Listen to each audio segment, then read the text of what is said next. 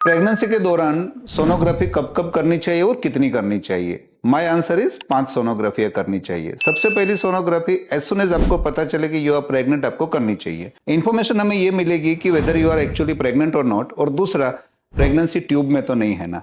Tubal pregnancy is very rare but very dangerous thing.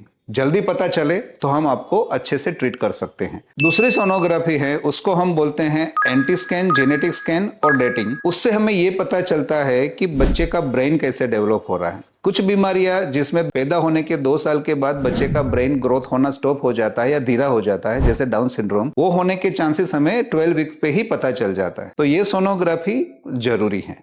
तीसरी जो sonography है वो टारगेटेड स्कैन बोलते हैं, जो 20 वीक्स यानी कि 5 महीने के कंप्लीशन पे किया जाता है, जिसमें बच्चे के हेड से लेकर टो तक external as well as internal सारे ऑर्गन्स को देखा जाता है और उसमें कोई डिफेक्ट है तो हमें पता चल जाता है। चौथी जो सोनोग्राफी है वो उसके 4 हफ्ते बाद यानी कि 24 वीक यानी कि 6 महीने पे की जाती है, जिसमें हमें बच्चे का हार्ट बहुत ही अच्छे से दिखता है और बच्चे के वाल्व को भी हम अच्छे से देख सकते हैं, जिसको हम फीटल यानी कि बच्चे की इकोकार्डियोग्राफी स्कैन बोलते हैं। और पांचवी और लास्ट जो सोनोग्राफी है वो सोनोग्राफी की जाती है 32 वीक्स के आसपास यानी कि 8 महीने कंप्लीशन के आसपास। उससे हमें ये पता चलता है कि बच्चे के सारे ऑर्गन्स अच्छे से ग्रो हो रहे हैं, उसका वजन अच्छा है और उसके ब्रेन को अच्छे से ब्लड मिल रहा है कि नहीं। तो ये जो सोनोग्राफिया है, इससे हमें बच्चे की जो इंट्रायूट्राइन अंदर की जो जर्नी है उसको हम बहुत अच्छे से मॉनिटर कर पाते हैं और कुछ भी प्रॉब्लम है तो हम उसी टाइम पे उसको ठीक कर पाते हैं। तो प्रेगनेंसी के दौरान की जाने वाली ये 5 सोनोग्राफी ये बहुत ही आवश्यक है and sonography is very safe for you and your बच्चों।